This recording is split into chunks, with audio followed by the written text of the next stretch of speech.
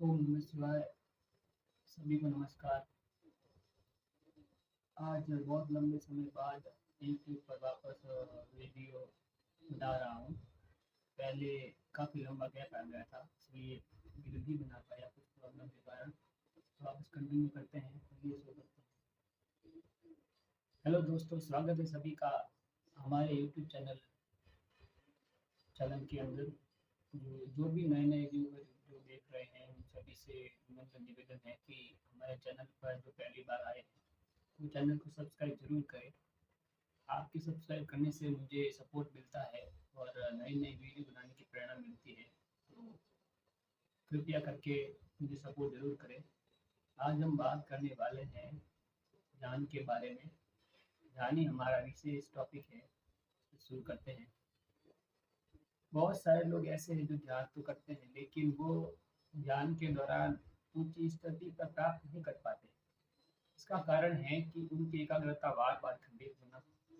उसके कारण वो ध्यान के ऊंचाई पर पहुंच नहीं पाते हैं।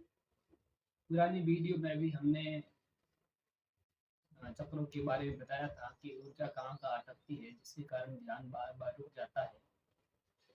और इस ऊर्जा को हमारे सहस्त्रार तक कैसे पहुंचाना है उसके बारे में पुरानी वीडियो में बताया है, तो आप जरूर जाएं और वीडियो में देख सकते हैं। बहुत सारे लोग ऐसे हैं कि जो ये सोचते हैं कि इस संसार में भगवान है या नहीं है। बहुत सारे लोग जो है वो मूर्तियों के बारे में मूर्ति को भगवान मान के पूजा करते हैं। कुछ पेड़ पौधों को मान के भगवान की पूजा करते हैं, तो कुछ किसी गुरु संत महात्मा को मान के पूजा करते हैं। चाहे कोई किसकी भी पूजा करे, परंतु सीधी सी बात यही है कि सत्य में परमात्मा तो हमारी आत्मा के अंदर है, क्योंकि हमारी आत्मा ही है जो उस परम पिता परमात्मा का अंश है। चाहे आप किसी भी मार्ग से भगवान की तरफ जाए, चाहे भक्ति अपनाए, चाहे ज्ञान अपनाए, चाहे योग तपस्या अपनाए, कुछ भी अपनाए, परंतु सारे रास्ते उस एक परम पिता परमात्मा के पास ही जाते हैं, जो निराकार है, सच्चित आनंद स्वरूप है।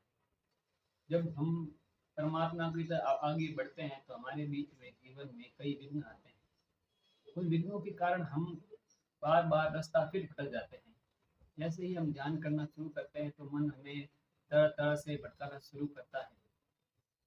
जैसे कि यदि हमारा अभ्यास मूर्ति पूजा में ज़्यादा है तो वो मूर्ति पूजा सामने याद दिलाएगा, या हमारा अभ्यास किसी खेल कूद में ज़्यादा है तो वो हमें याद दिलाएगा। मतलब हमने हमारे मन ने सबसे ज़्यादा प्रैक्टिस किस चीज़ की है, उस चीज़ का संस्कार मन में बैठ गया है, तो मन बार बार वही रिवाइज करेगा। इसलिए संत महात्मा कहते हैं कि हमें ध्यान में आगे बढ़ने के लिए, ध्यान को एकाग्र करने के लिए नाम जप का सहारा लेना चाहिए। नाम जप से मन जब नाम को जपने लगता है, उसका बार बार चिंतन करने लगता है, तो मन बाकी और चिंतन को छोड़ देता है और एक नाम में और एक परम पिता परमात्मा जो ज्योति स्वरूप है उसके चिंतन में लग जाता है।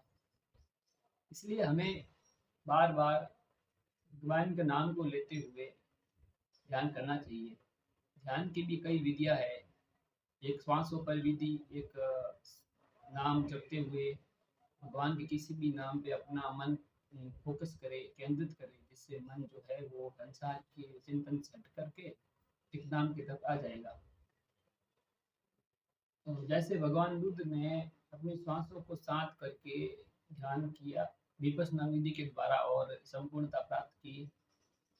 संपूर्णता का अर्थ होता है जब किसी जीवात्मा का मन पूरी तरह प्रकाश रूप में बदल जाता है, तो वह संपूर्णता कहलाती है, अर्थात सिद्ध अवस्था कहलाती है।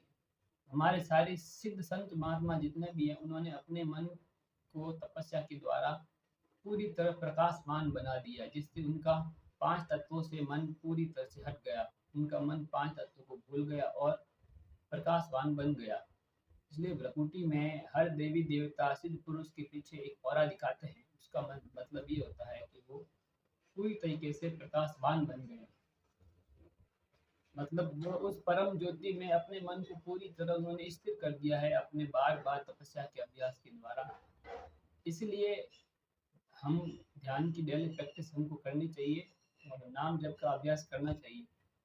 संत महात्मा भी कहते गए हैं कि कर्म योग करो। गीता में भी भगवान ने कहा है कर्म योग अपनाओ। कर्म योग का अर्थ ये है कि मन में नाम चलता रहे और नाम को चलाते चलाते आप सारे कर्म करो, ताकि मन किसी भी भौतिक वस्तु या अन्य वस्तु में फंसे नहीं। इसलिए ये बात कही गई है, इसे ही कर्म योग भी कहते हैं। यदि मन निरंतर भगवान का नाम जपता रहे और साथ में हम अपने दैनिक जीवन के कर्म करते रहे, तो सीधी सी भाषा में इसे ही कर्म योग कहते हैं।